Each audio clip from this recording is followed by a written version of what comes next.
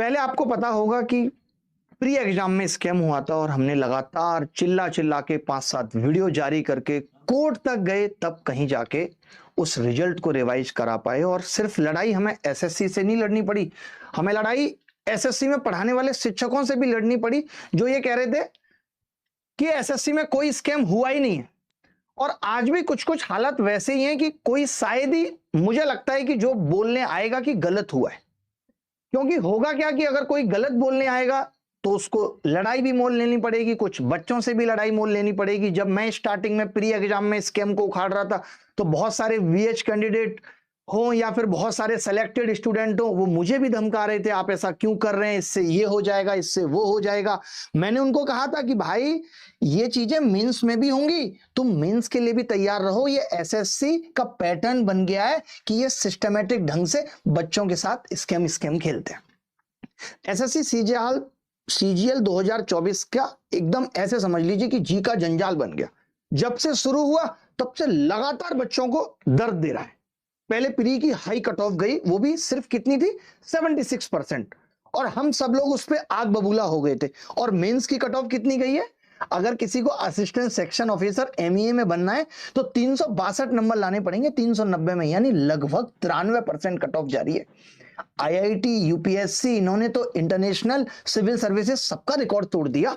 कितनी बड़ी नौकरी दे रहे हो तुम, सीधे देश का पीएम बना रहे हो, 93% कट ऑफ। अगर किसी को लोअर से लोअर पोस्ट भी चाहिए तो उसके लिए भी इनकी कट ऑफ 82 से 83% है। हमने लगातार आवाज उठाई, हमने कहा कि VH, OH, PWD high marks आ रहे हैं इनके स्क्राइब की बदौलत। एसएससी ने नोटिस भी भेज के थोड़ा दिखाया कि हाँ देखो हम कुछ कर रहे हैं, क्योंकि एसएससी कोर्ट में इस वक्त। उसके बाद रिजल्ट का इतना बड़ा झोल कि नॉन एलिजिबल लोगों को क्वालिफाई कर दिया। इतने चिल्लाने के बाद भी आपने देखा होगा, हमने उस टाइम पे भी इतने ट्विटर कैंपेन किए कि एसएससी कोई जवाब देना जरूरी नहीं समझती। मेंस आया तो पहले दिन टाइपिंग में अलग नौटंकी हो गई और टाइपिंग टेस्ट कैंसिल हो जाता है, उसके लिए एक अलग लड़ाई लड़नी पड़ी, फिर उसको अलग डेट पे कराया जाता है। अब कुछ बच्चों का यह मानना है कि जो ये नॉर्मलाइजेशन का झोल हुआ है, इसमें ऐसा हो सकता है कि टाइपिंग टेस्ट जब दोबारा हुआ तो वो टाइपिंग टेस्ट देने वो बच्चे नहीं गए जिनका स्कोर बहुत कम आ रहा था, जिनका पेपर किसी वजह से खराब हो गया, जिनके 270 नंबर आ रहे हैं, 260 नंबर आ रहे हैं, वो टाइपिंग टेस्ट देने नहीं गए।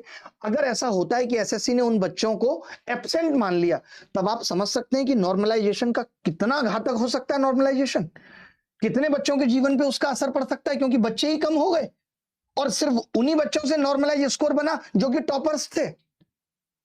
तो 18 वालों को तो नॉर्मलाइजेशन का इस हिसाब से फायदा ही नहीं मिला होगा।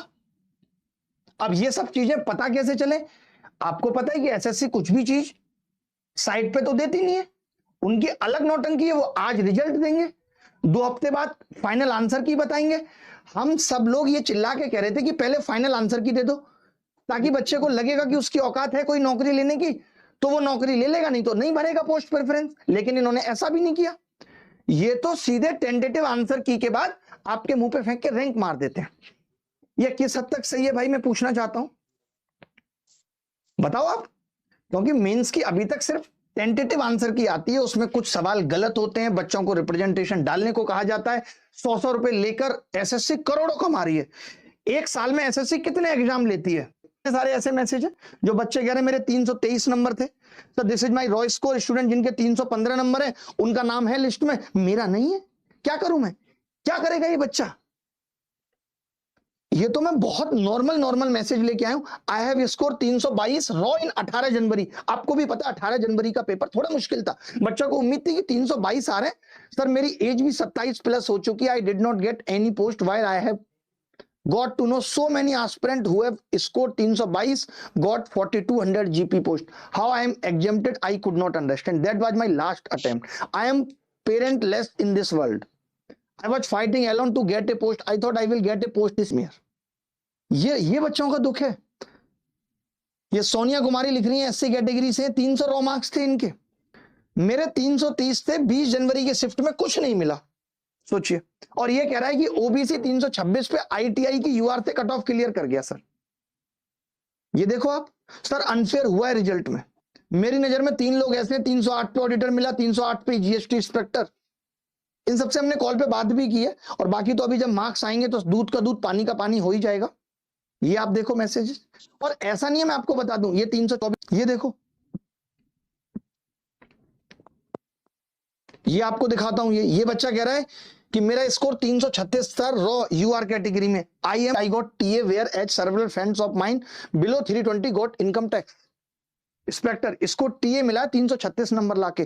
तो ऐसा नहीं है कि सिर्फ वही बच्चे परेशान हैं जिनका सिलेक्शन नहीं हुआ है, जिनको नीचे की पोस्ट मिली है वो भी, उनके साथ भी गलत हुआ है। कैसे हुआ है कुछ पता नहीं है, क्योंकि एसएससी अपने हिसाब से सब कुछ बताई। ट्रांसपेरेंसी का तो ये समझ लीजिए कि तोता उड़ा दिया इन लोगों ने।